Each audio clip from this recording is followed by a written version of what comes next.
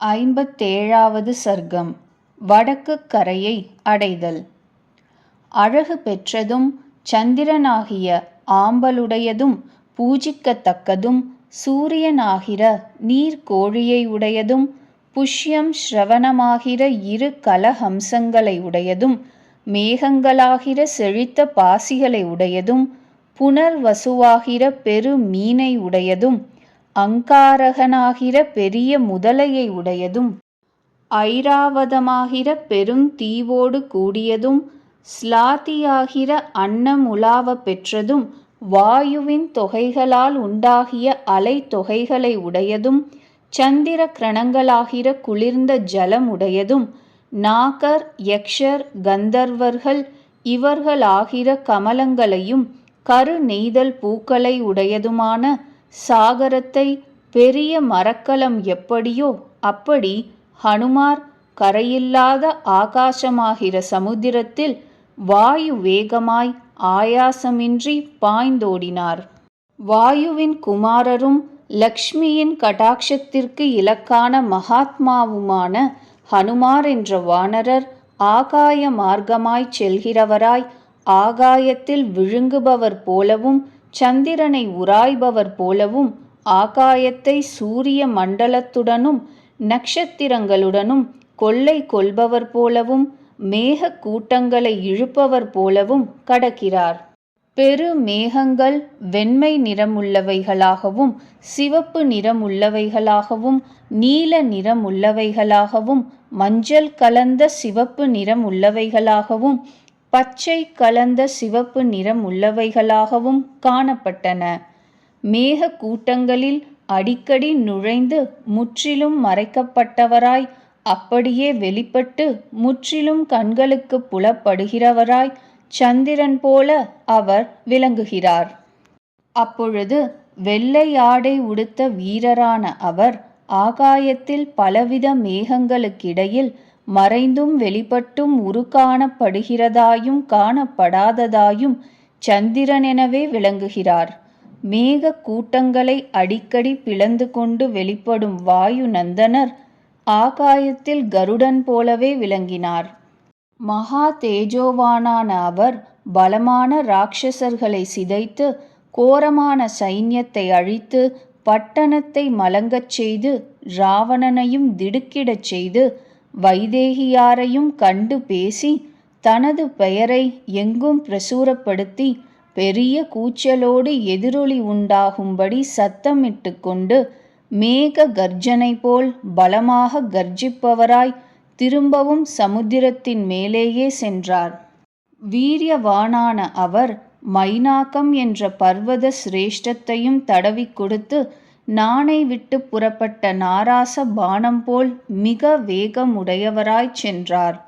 அந்த வானர வீரர் கொஞ்சம் சமீபமாய் வந்ததும் மேகத்திற்கு நிகரான மகேந்திரம் என்ற மகாகிரியைக் கண்டு கம்பீரமாய் கர்ஜித்தார். அவ்வானரர் மேக கோஷம் போன்ற பெருங்குரலுடையவராய் கர்ஜித்து கொண்டு மகத்தான சத்தத்தால் 10 திசைகளிலெங்கும் பரவச் செய்தனர்.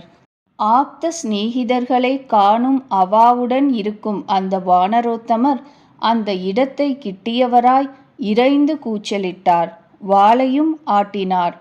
பறவைகள் அதாவது கருடர் திரியும் பிரதேசத்தில் கூச்சலிட்டு கொண்டு வரும் அந்த இவருடைய கோஷத்தால் சூரிய மண்டலத்தோடு கூடிய ஆகாயம் பிளப்படுவது போல் இருந்தது. அது இப்படி இருக்கையில் மகா பலிஷ்டர்களான சூரர்கள் வாயு புத்திரரை காணும் அவா கொண்டவர்களாய் சமுத்திரத்தின் வடகரையில் ஏற்கனவே வந்து திரண்டிருந்தவர்கள் எவர்களோ அவர்கள் வாயுவினால் அலைப்புண்டான மேகத்தின் கர்ஜனையைப் போலிருக்கின்ற மகாத்மாவான ஹனுமாரின் கோஷத்தையும் தொடைகளின் சலனத்தையும் அப்பொழுது கேட்டார்கள். வானரோத்தமரின் மேக முழக்கத்திற்கு நிகரான பேரொளியை அந்த வனவாசிகள் எல்லோரும் ஏக்கம் பிடித்த மனத்தினர்களாய் செவி கொடுத்து கவனித்தார்கள். எங்கும் எதிரொலி உண்டாகச் செய்கிறவருடைய பேரொளியை அவ்வானரர்கள் எல்லோரும் உள்ளபடி அறிந்து ஆப்தனை நேரில் காண விரும்பியவர்களாய் எதிர்பார்த்து கொண்டிருந்தார்கள். வானரர்களுக்கு அத்யந்தம் பிரியரான அந்த ஜாம்பவந்தர் அன்பினால் மனதில் சந்தோஷமுற்றவராய் வானரர்கள் எல்லோரையும் அருகில் கூவி அழைத்து பின்வருகிற வச்சனத்தை உரைத்தார். இந்த ஹனுமார் முற்றிலும் காரியத்தை சாதித்து விட்டார். இதில் சந்தேகம் இல்லை. ஏனெனில் காரியம் செய்து முடிக்காத இவருடைய கோஷம் இப்படிப்பட்டதாயிராது. அந்த மகாத்மாவின் புஜங்கள், தொடைகள் இவைகளின் சலனத்தையும் கர்ஜனையையும் செவிகொண்டு வானரர்கள் மனம் மகிழ்ந்தவர்களாய் அங்கங்கேயே துள்ளி குதித்தனர். அவர்கள் ஹனுமாரை காண ஆவல் கொண்டவர்களாய் குதூகலித்து மரத்தின் நுனியிலிருந்து மர உச்சிகளையும் சிகரத்தினின்று சிகரங்களையும் தாண்டி வந்து ஒருமிக்க கூடினார்கள். அப்பொழுது களிப்புற்ற அந்த வானரர்கள் மர நுனிகளில் அழகாய் புஷ்பித்திருந்த கிளைகளை பிடுங்கி எடுத்துக்கொண்டு விலையுயர்ந்த வஸ்திரங்களை எப்படியோ அப்படி இங்கும் அங்குமாய் ஆட்டினார்கள். மலை குகையினுட் புகுந்த காற்று எவ்வண்ணம் கர்ஜிக்குமோ இப்படியே வாயு புத்திரரும் மிக்க பலமுடையவருமான ஹனுமான் கர்ஜித்தார். அப்பொழுது கால மேகத்திற்கு நிகராய் பாய்ந்து வருகிற அந்த மகா கபியை கண்டு அந்த வானரர்கள் எல்லோரும் கைகூப்பிக் கொண்டு நின்றார்கள். அப்பொழுது மலைக்கு நிகராய் பலம் படைத்த வானரரும் அந்த மகேந்திர மலையின் மரம் செறிந்த சிகரத்தில் வந்து இறங்கினார். இவர் ஆனந்தத்தினால் உடம்பு பூரித்தவராய் சிறகிழந்த பர்வதம் போல் ஆகாயத்தினின்று அழகான மலை அருவியில் குதித்தார். அதனால் சந்துஷ்ட சித்தராய் அந்த வானரோத்தமர்கள் எல்லோரும் மகாத்மாவான ஹனுமாரை சூழ்ந்து கொண்டு கிட்டி நின்றார்கள். அவர்கள் எல்லோரும் சூழ்ந்து கொண்டு மிகுந்த பிரீத்தியை அடைந்தார்கள். எல்லோரும் க்ஷேமமாயிருக்கும் அவரை அதனால் மலர்ந்த முகமுடையவர்களாய் கிட்டி நெருங்கினார்கள். வானரர்கள் வாயு குமாரரான வானரோத்தமருக்கு கிழங்குகளையும் பழங்களையும் பரிசாக கொண்டு வந்து கொடுத்து உபச்சாரம் செய்தனர். அந்த மகா கபியான ஹனுமாரோ அப்பொழுது ஜாம்பவந்தர் முதலாகிய பூஜ்யர்களையும் பெரியோர்களையும் இளவரசான அங்கதனையும் வந்தனம் செய்தார். பராக்கிரமசாலியாய் வெகு மதிப்பிற்குரிய அவர் அவ்விருவர்களால் விசுவாசத்துடன் வாழ்த்தப்பட்டவராயும் வானரர்களால் பூஜிக்கப்பட்டவராயும் திருஷ்டா சீதா, காணப்பட்டால் சீதை என்று சுருக்கமாக கர்ஜித்து சொன்னார். ஹனுமார் அகம் மகிழ்ந்தவராய் அப்பொழுது வாலியின் மைந்தனை கைகோத்து அழைத்து மகேந்திரகிரியினது ரமணீயமான வனத்தின் ஓரிடத்தில் உட்கார்ந்தார். அந்த வானரோத்தமர்களை பார்த்து அக்காலத்தில் பின்வருமாறு சொன்னார். அந்த பருவம் நிரம்பாத ஜனகர் திருமகள் அசோக வனத்தினிடையில் இருப்பவளாய், கொடிய அரக்கிகளால் காவல் காக்கப்பட்டவளாய், ஏக வேணியை தரித்திருப்பவளாய், முடி ஜடை பிடித்தவளாய், புழுதி படிந்தவளாய், ஸ்ரீராம தரிசனத்திற்காக ஏங்கி கிடப்பவளாய், உபவாசத்தால் போர நொந்தவளாய், இளைத்திருப்பவராய் காணப்பட்டாள். வானரர்கள் எல்லோரும் மாருதியினிடத்திலிருந்து காணப்பட்டால் என்னும் அமுதத்திற்கு சமமாய் பெரும் பயனுள்ளதான சொல்லை கேட்டு அதனால் மிக்க மகிழ்ச்சி கொண்டவர்கள் ஆயினர். சில மிக்க பலிஷ்டர்கள் தாவி தாவி குதித்தார்கள். வேறு சிலர் எக்காலம் போட்டார்கள். இன்னும் சிலர் மேகநாதம் செய்தார்கள். இன்னும் சிலர் கிலிகில என்ற சப்தத்தை செய்தார்கள். மற்றவர்கள் எதிரொலியாய் கூவினார்கள். சில வானரோத்தமர்கள் அத்யந்தம் மகிழ்ச்சி கொண்டவர்களாய், வாள்களை உயரத் தூக்கியவர்களாய், அழகாய் பருத்து நீண்ட வாள்களை ஆட்டினார்கள்.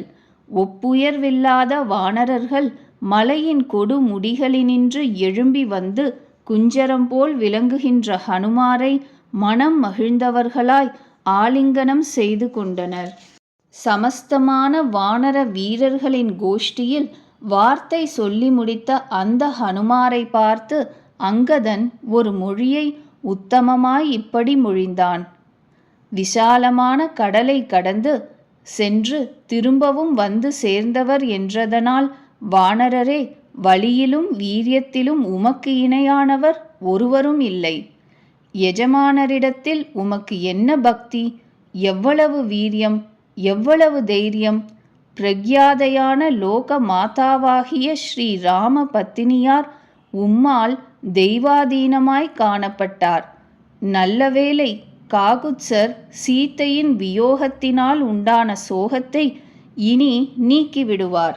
வானரர்கள் விசாலமான பாறைகளின் மீது அங்கதனையும் ஹனுமாரையும் ஜாம்பவந்தரையும் சூழ்ந்து கொண்டு மிக்க மகிழ்ச்சி கொண்டவர்களாய் அப்பொழுது மனதினுள் கொண்டாடினார்கள். வானரோத்தமர்கள் அனைவரும் சமுத்திரத்தை தாண்டலையும் லங்கையினுடையவும் சீத்தையினுடையவும் ராவணனுடையவும் காண்டலையும் கேட்க ஆவல் கொண்டவர்களாய் ஹனுமாரின் முகத்திலேயே கண் வைத்தவர்களாய் கை கூப்பினவர்களாய் அசையாது நின்றனர். அப்பொழுது பல வானரர்களால் உபாசிக்கப்பட்ட பாக்யவானான அங்கதன் தேவலோகத்தில் தேவர்களால் உபாசிக்கப்பட்ட தேவராஜன் போல விளங்கினார். உன்னதமாகிய மகத்தான மலையின் உச்சியானது கீர்த்தி பெற்று விளங்கிய ஹனுமாராலும் தோல்வளை அணிந்த கைகளை உடையவனும் புகழ் பெற்றவனுமான அங்கதனாலும் மேற்கண்டவாறு கலையுடன் வீற்றிருக்க பெற்றதாய் பாகிய விசேஷத்தால் தேஜோமயமாய் அப்பொழுது விளங்கிற்று. 57வது சர்க்கம் முற்றிற்று.